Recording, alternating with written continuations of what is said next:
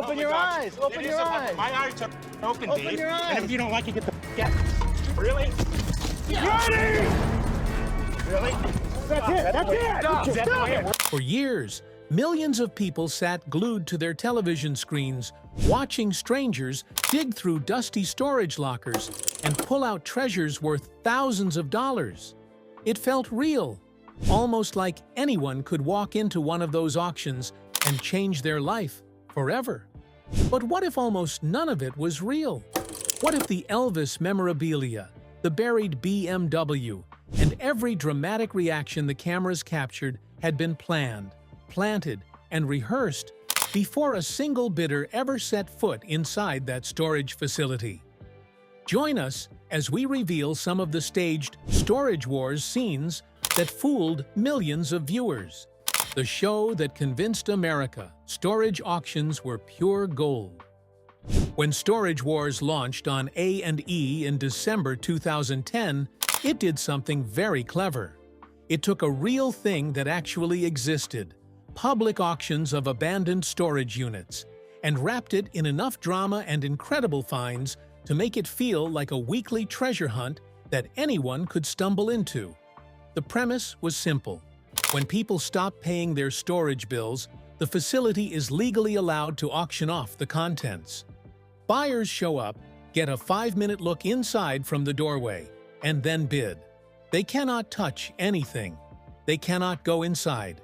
They just have to guess whether what they are looking at is worth the money they are about to spend. That is a genuinely interesting concept for a television show. The problem was that real storage auctions are mostly boring. Real units contain old furniture, broken appliances, bags of clothes, and boxes of items that nobody wanted badly enough to pay to keep. Truly spectacular finds happen occasionally, but not weekly, and certainly not in every single locker that a television crew happens to be filming on a given day.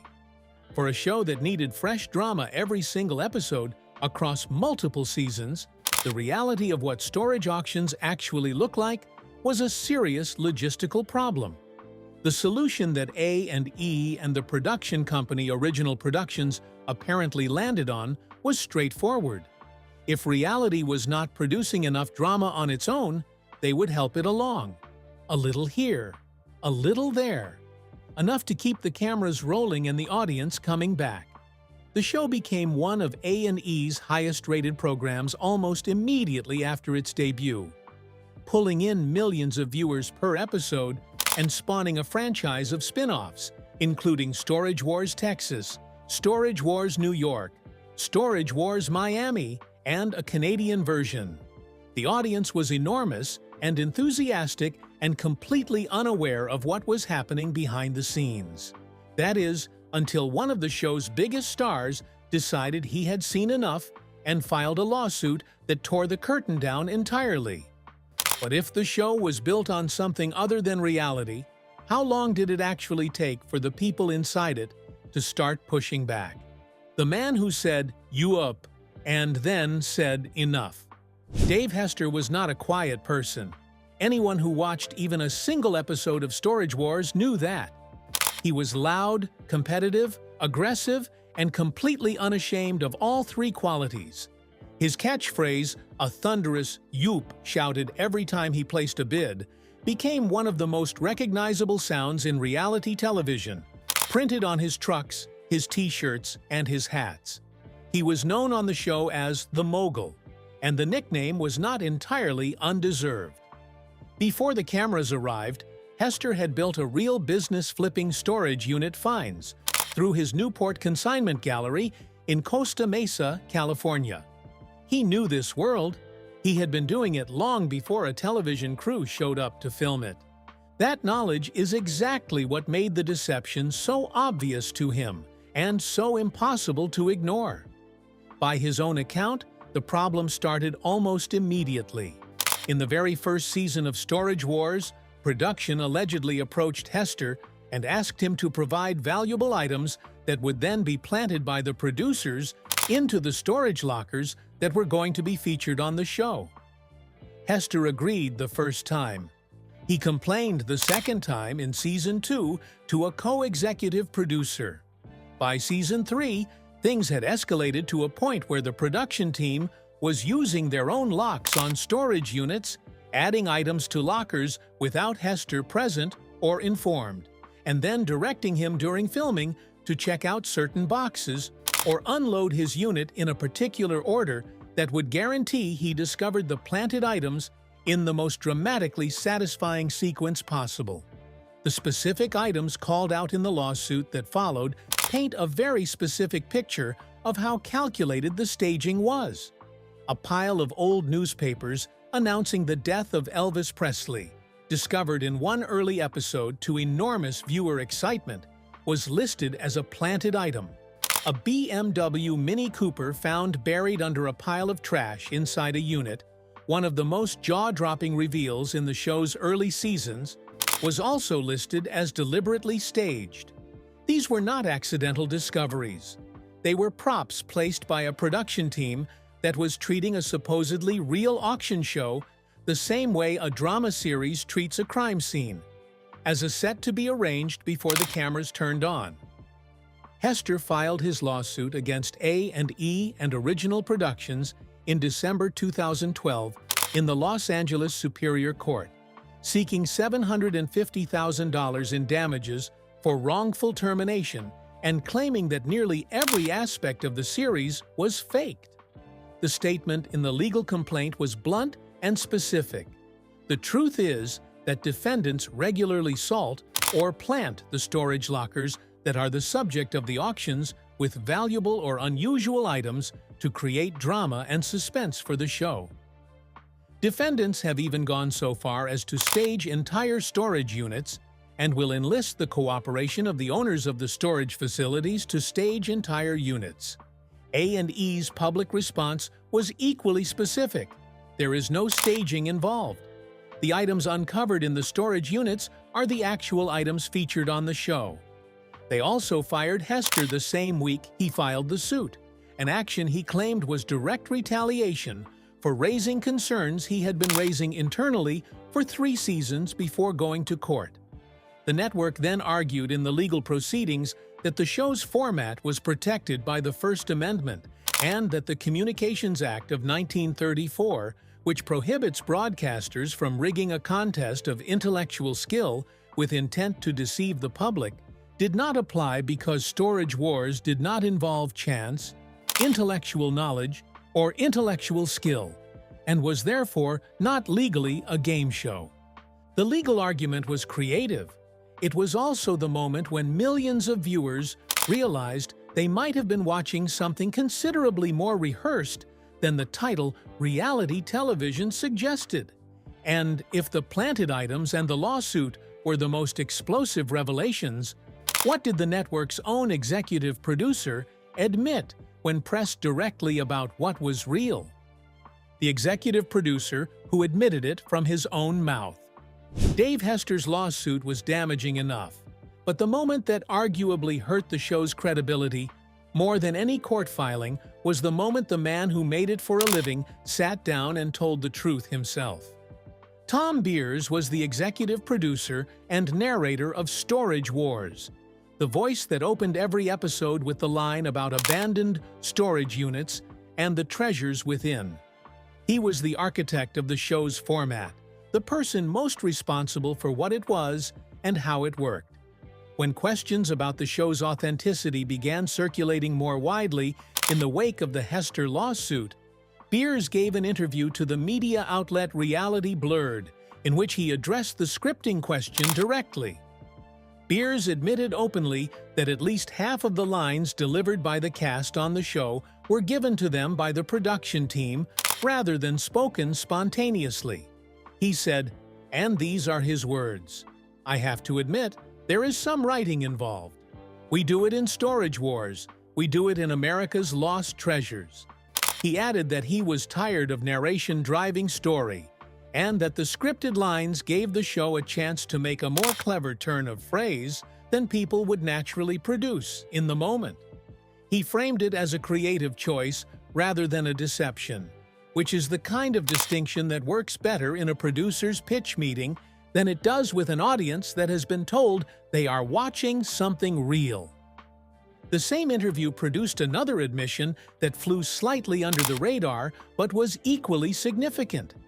Beers confirmed that the show regularly combined items from multiple storage lockers into a single featured unit.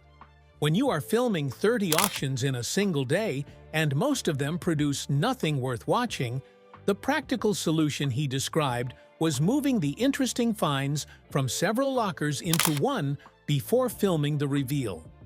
The viewer at home sees one locker opened to reveal a collection of remarkable items. The reality is that those items came from multiple different units, assembled together to produce a more satisfying television moment. A&E itself provided a partial concession in the middle of publicly denying the broader staging allegations, admitting that storage units were sometimes combined to make them more exciting for viewers. The network presented this as a minor production adjustment rather than a fundamental misrepresentation of what the show was doing. Whether combining multiple lockers worth of contents into one unit before filming the opening of that unit constitutes staging is the kind of question that A&E apparently preferred not to examine too carefully in public.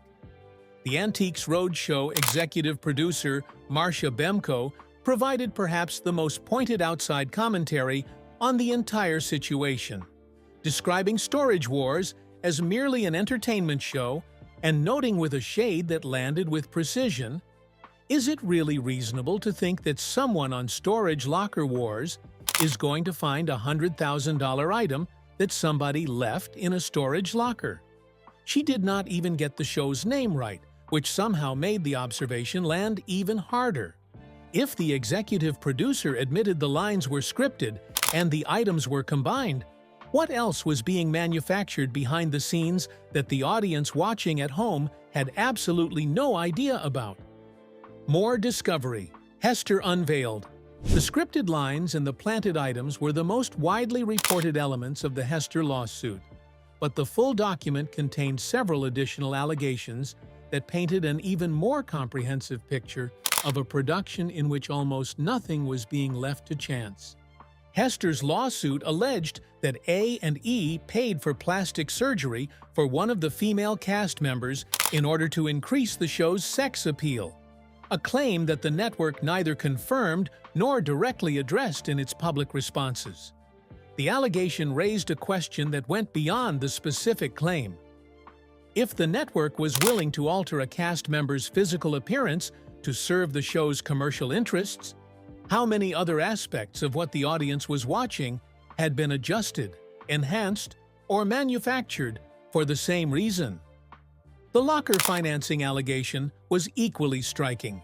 Hester claimed that A&E paid for certain cast members' winning bids on storage lockers, effectively covering the auction price for bidders who could not afford it themselves.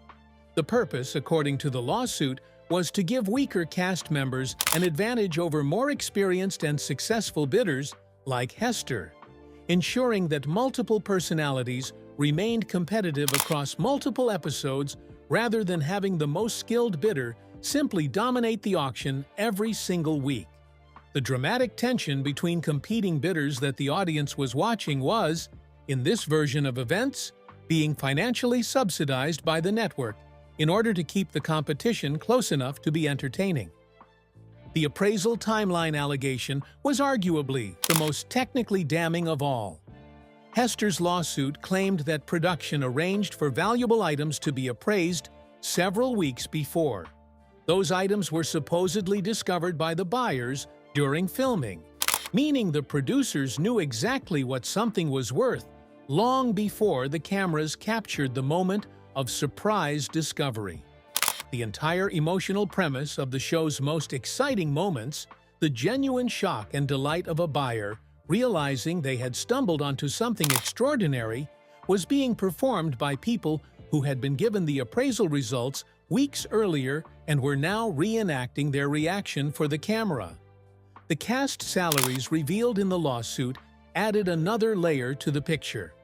When Storage Wars first started in 2010, The early cast was reportedly making around $2,000 per episode. As the show's popularity exploded, those numbers climbed dramatically.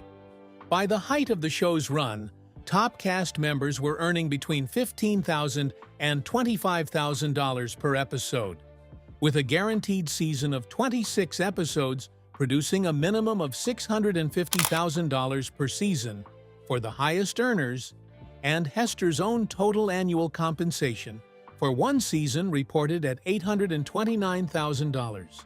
The people supposedly hunting for treasure in dusty storage units were earning close to $1 million a year to do it. Daryl Sheets found out in 2015 that his pay was being cut by 50%, a detail that reveals how much the network understood that the financial arrangements were as much a performance as the bidding itself. Hester also alleged in the lawsuit that after filming the scenes in which cast members discovered and reacted to the contents of their winning lockers, the cast members were required to return the items to the producers, rather than keeping them for resale, as the show implied they would. The entire business model that the show presented, finding things in storage lockers and selling them for profit, was, according to this allegation, not actually how the participants were making their money. They were making their money from the network, not from the lockers, and the lockers were closer to props in a scripted drama than to genuine business opportunities. And if the cast was being paid television salaries rather than storage auction profits, what happened when the lawsuit was finally settled and everyone went back to pretending it had never happened? The settlement, the return, and the question nobody ever really answered. The legal battle between Dave Hester and A&E did not end with a dramatic courtroom verdict that settled the question of whether Storage Wars was real or fake once and for all. It ended the way most of these things ended, quietly, with a settlement, and with both sides moving on in a direction that served their mutual interests more than it served the public's right to a clear answer. A federal judge dismissed part of Hester's lawsuit, including his claim of unfair business practices, in March 2013. Hester won a separate round of the legal fight later that year. The two sides reached a full settlement in July 2014, and as part of the resolution, Dave Hester was scheduled to return to Storage Wars. The man who had filed a lawsuit calling the show a fraud, who had publicly described being fired as retaliation for refusing to participate in a charade, who had alleged that nearly every aspect of the series was faked, came back to the show and resumed bidding and shouting "You up," as if none of it had happened. His new contract almost certainly contained language that made a repeat of the public allegations considerably more legally complicated. A&E never issued a statement acknowledging the truth of the specific allegations.